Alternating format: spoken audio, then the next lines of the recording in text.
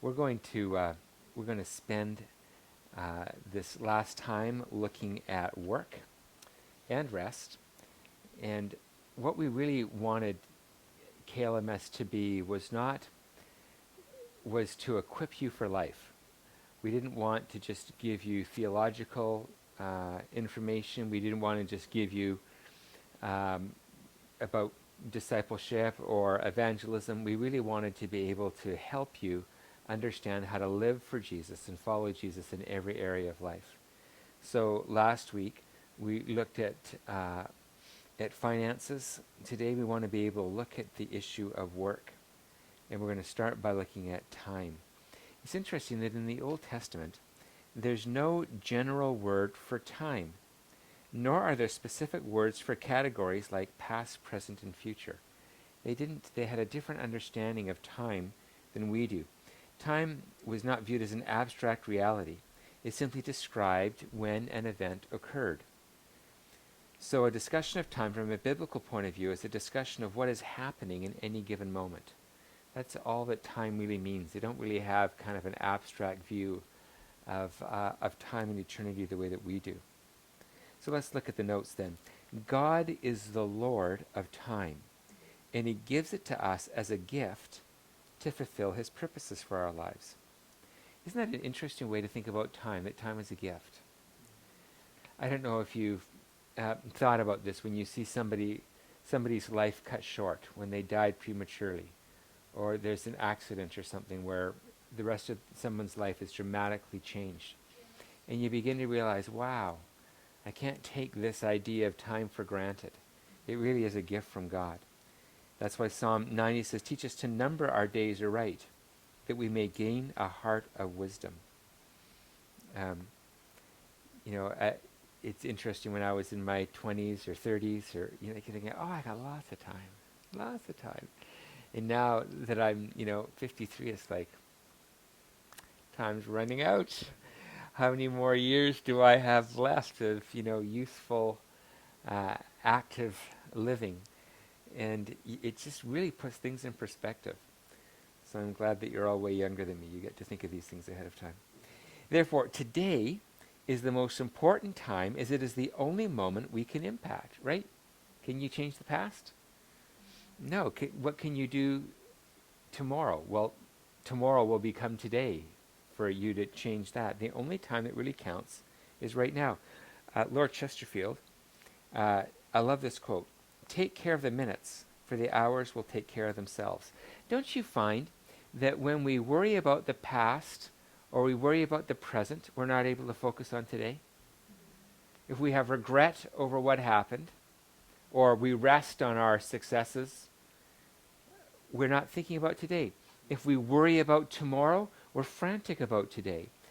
I love this idea that as we focus on today, the hours are going to take care of themselves. I think that's such a valuable way to think. The most important moment in time is this one, because this is the moment that I can do something about. Everything else I can't control. I can do something about this moment. So how do we rightly make the most of the time we are given? We do not manage time, underline the word manage. We do not manage time, for there are never enough hours in the day to do all we could do. Instead, we redeem time, underline redeem. We redeem time by making it all about loving God and others.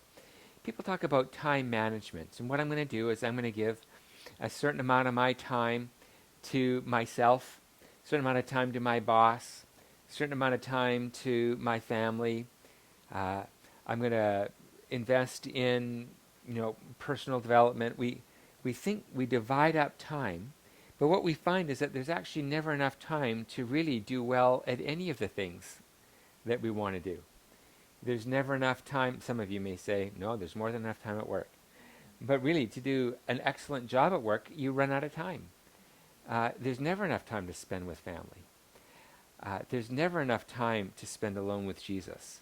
We're constantly running out of time. So if we try to divide up time, it's more of a balancing act, but it's really not doing justice to anything. I remember, I think it was about 7 or 8 years ago, I had the opportunity to go on sabbatical for 3 months.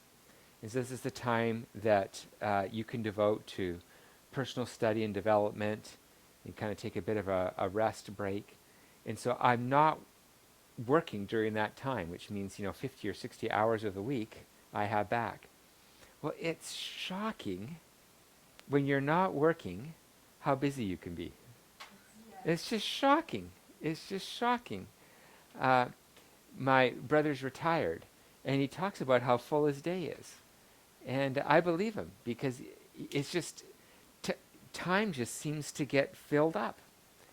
Well, instead of thinking about dividing up time, what if we think about redeeming time? Meaning, no matter what I'm doing, I'm going to use this time to love God, one another, and the world. There's always enough time to do that. Time is never wasted if it is spent loving God, one another, and the world. Whether we are working, cooking, or playing, it is valuable if we are giving and receiving God's love. I think it's a better way to think about time. So you can waste time at work by just making it about yourself. It's not even that you're being necessarily lazy, but you're just making it about yourself. I'm just collecting money. That's all I'm doing right now. Well, you just wasted a minute. But if that time is saying, I'm going to be loving God, I'm going to be loving others, I'm going to be loving the world in this time, now that time became redeemed. It became valuable simply by what's motivating us in that moment. So I feel like sometimes we have these large gaps in the day that are unredeemed. And what are you doing right now? I'm just playing video games. What are you doing right now? I'm just working. I'm just working out. I'm just watching a movie.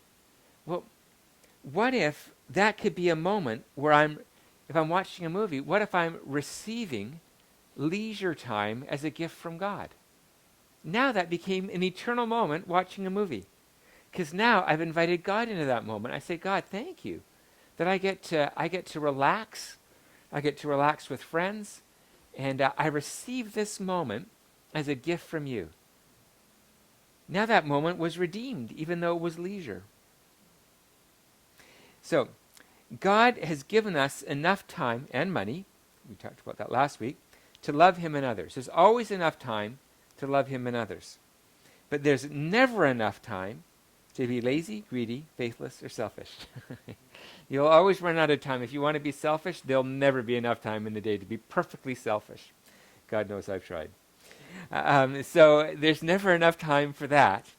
But there's always enough time to give and receive love. There's always enough time to trust in God and to discover him. So let me ask you, can you describe how love and faith redeem how we spend our time? Can you describe it? How does love make your daily activities meaningful?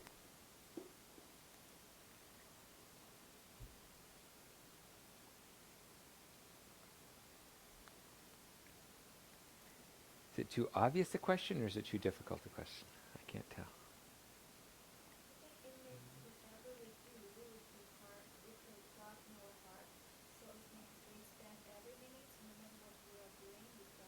Yeah. Yeah. Now that's meaningful. So, who here likes changing diapers? Well, I like changing diapers. How do we make changing diapers, how do we redeem the changing of diapers? Sorry? It's impossible, maybe. I don't know. How do we make changing diapers meaningful? Yeah. I am loving you. For sure I am not loving me. I am loving you right now.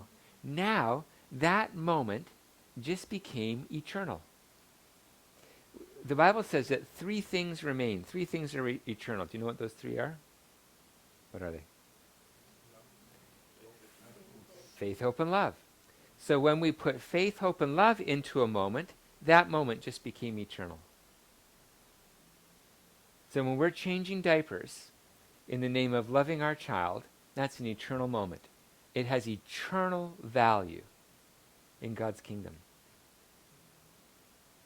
What if uh, you're a businessman, woman, and you're negotiating a multi-million-dollar business deal, and you're thinking, if I can do this, I'm going to make a lot of money. Is that an eternal moment? It's a waste. Why? Yeah. Now, how do we put faith into a moment? That's how we put love into a moment. How do we put faith into a moment?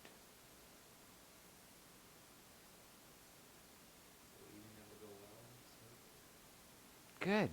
And what if there's a lot of, it could go well, it could go smoothly, believing that God's going to help that happen. What if it's a super painful moment? What would faith look like there?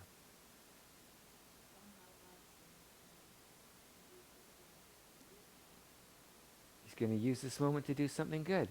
As you believe that, and Mel talked about that really clearly in her sermon, as you believe that, that moment just became eternal.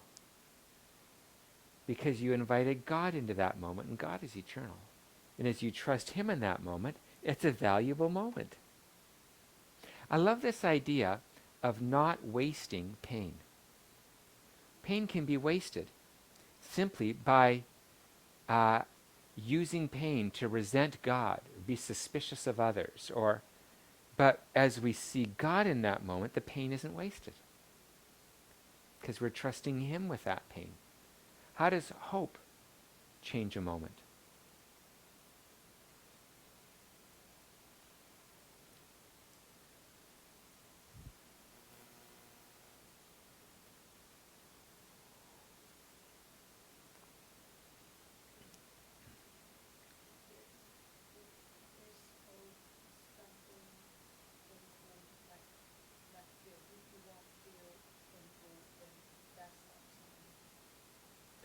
Sure, I can believe that I can have a better emotion than the emotion I'm feeling right now. That's hope.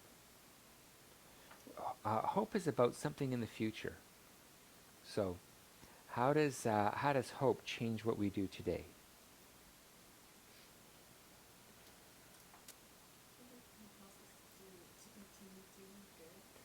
Yeah, yeah. Or in Galatians, it says, don't grow weary in doing good, for in due time you will reap a harvest. So we believe, I might not experience all that I'm wanting to experience now, but I believe that this next step will get me toward the future that God has for me. That's hope. So faith, hope, and love redeem time. You okay with that? So I like thinking of redeeming time as opposed to managing time. Managing time, you'll never have enough time. Redeeming time, there's more than enough time to love God, to trust Him, to believe in Him. So let's then look at time spent working. Let's give an introduction to work. The first thing that we need to know about work is that God works. Great are the works of the Lord. They are studied by all who delight in them. Splendid and majestic is His work. In creation, God's work was to create the time, space, and resources that are necessary for a relationship to occur. You would have read about this in iGod, and we talked about this, that what God worked to do was to create time, to create space, and to create resources so that we could have a living, eternal relationship with Him. That was His work. So, in Genesis 1, the earth is described as uninhabitable, an uninhabitable wasteland, desolate, empty. Genesis 1 is the story of God taking matter and organizing it to be fit for habitation and for relationship. This is the purpose of His work. So, number one is God works. And God works by creating time and space for relationship to occur. Number two is that human work existed before the fall. Genesis 2:15. Work then is part of what it means to be created in God's image. God works, we work, even before the fall. Now, work became more difficult after the fall, but work existed before sin came into the world. Work is a good thing. So, uh, it's excuse me. It's so interesting looking at my teenagers. It's hard for them to believe that work is good. But I tell them, uh, I remember when I was in grade 8, and my math teacher was Mr. Pope. I still remember his name, and I remember him looking out at us.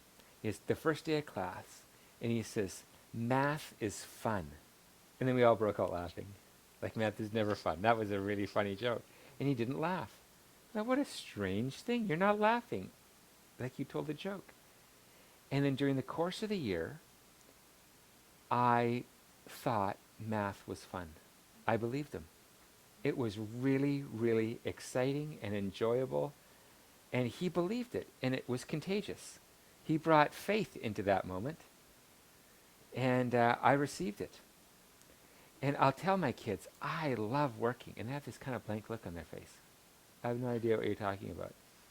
I just want to go and have fun and do things that are irrelevant and useless. And I go, why would you do a useless thing when you could do a useful thing? That's way more fun. And I think work is super enjoyable. I love working. It's so meaningful. I love looking at your faces when I say that. It's okay. You obviously haven't done my work. So you made him, humanity, ruler over the works of your hands. You put everything under his feet. So, whoops, I read the wrong verse. The Lord took the man, put him in the Garden of Eden to work and take care of it. So, work existed before the fall, and it's good. Work is good. And then God created us to rule the earth. This is the work, which means to lead it toward fulfilling the purposes for which God made it, namely to support relationship with God and each other. The work that God gave us to do is to rule the world, to lead the world towards the plans and purposes of God. You made him the ruler over the works of your hands. You put everything under his feet. The scope of work is the scope of creation. Work is about reconciling everything to Christ. So I used to work in a pulp mill. You know what a pulp mill is? They take trees, they grind up the trees, make it into pulp, and then they take that pulp, lay it on big conveyor belts, press it, and dry it, and it becomes paper. And I worked in a pulp mill. My job, super exciting. My job was to take the logs. The logs were about a little under 2 meters long, and the logs would come along a conveyor belt, and then they would be all churned, like all over top of each other. And my job was to straighten the logs. That was my job. So they were all straight beside each other, so that when the other machine came to kick them off into the grinders, they could do it successfully. That was my job. I love that job. It was so fun. They gave me this long pole with 2 hooks on it that looked like that, with a long pole. And so I could pretend I'm a kung fu artist, grabbing these logs and straightening them out. And I'm making paper. And that paper is going to communicate to the world the day's events in newspaper. I got to contribute to that. You can thank me later. There's nothing really. That paper that I made was love notes. That's the paper I made. You can touch me later. I made the paper that people wrote love notes on. I did that. Uh-huh. You're jealous now, aren't you? I had meaningful work.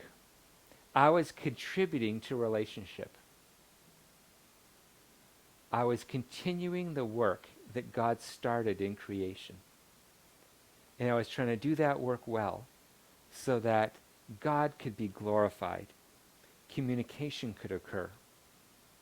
That's serving relationship. Therefore, And I'm bringing it, therefore, work is about taking our legal system, our sanitation system, plumbing, our educational system, our entertainment industry, whatever it is, and it is about taking every part of creation and aligning it to the will of God. That's what all work is about. Joshua's doing landscaping right now. And so he's making things beautiful. He's creating space for family to enjoy relationship with one another. He's blessing the world with beauty and creating space for relationship and for the enjoyment of God's creation. Man, that's valuable work. The work has meaning in and of itself, not just the paycheck. And if he does it well, he brings God into that moment.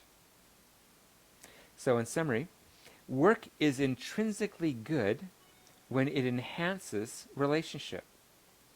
So when God described his work of creation as good, it means that it serves its purpose, namely to sustain life and relationship. We're going to explore more deeply how we can enhance relationship under point 3, but let's keep going. There are two unhealthy views of work.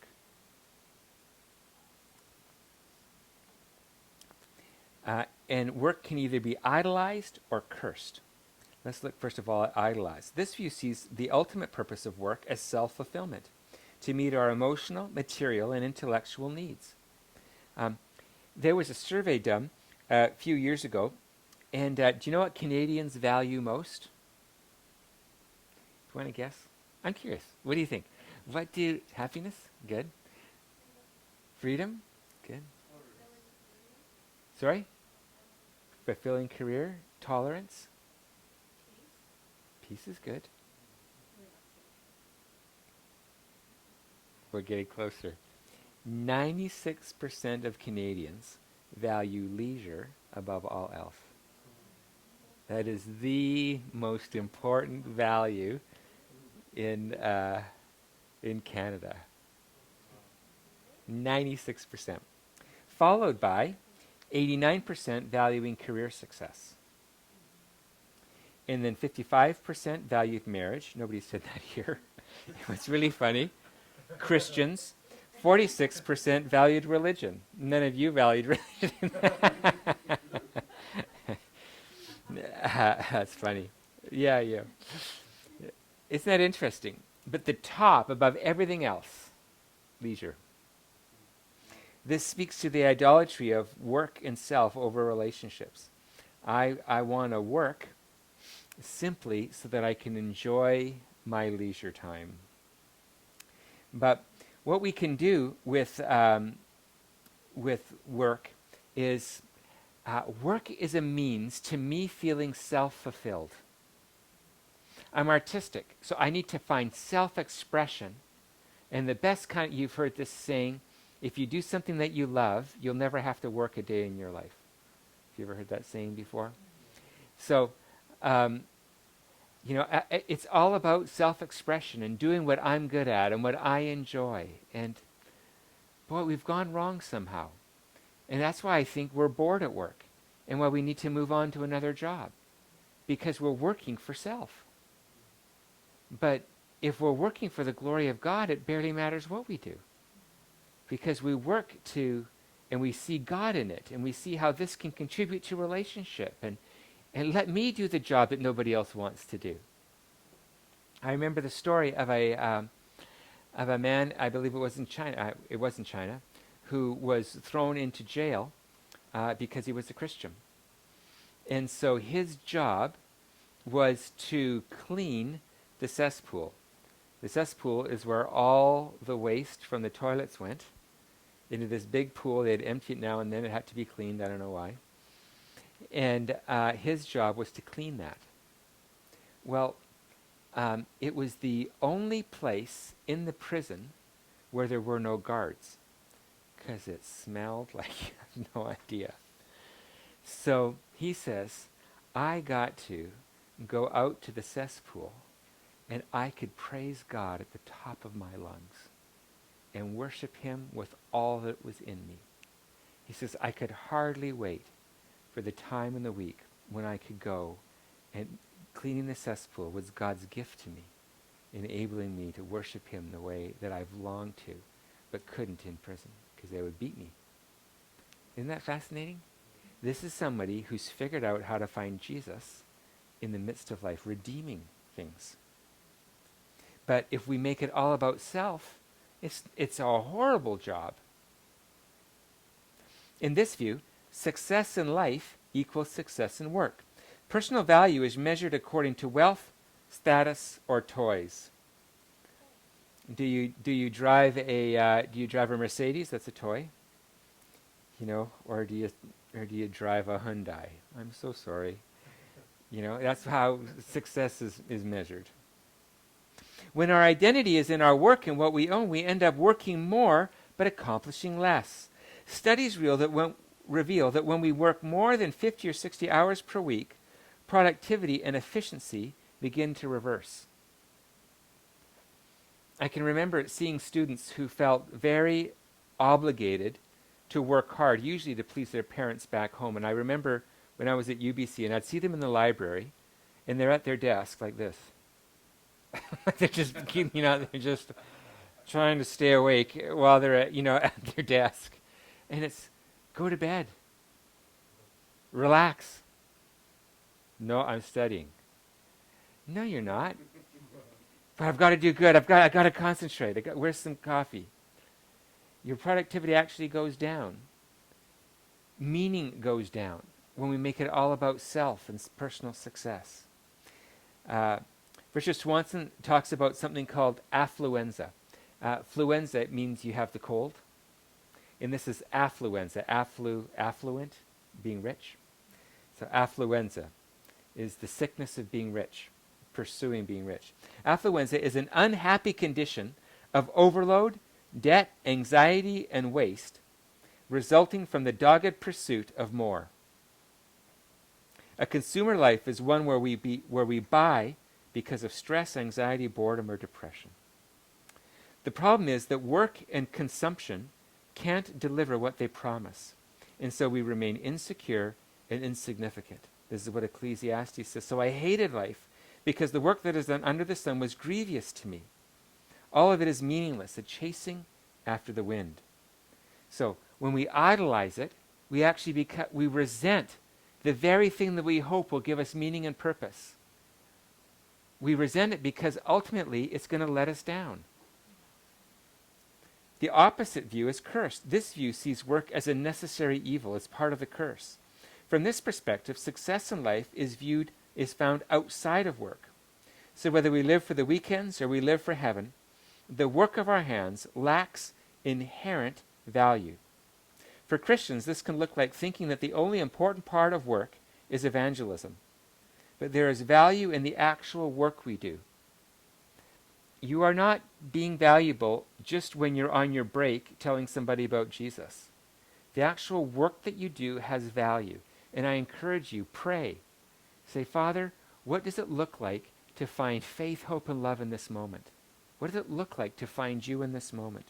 And now your work will become exciting and valuable. This, though, if we don't do that, can create what's called moral schizophrenia between faith and work. We see this so often with Christians, where their morality is separated from their work.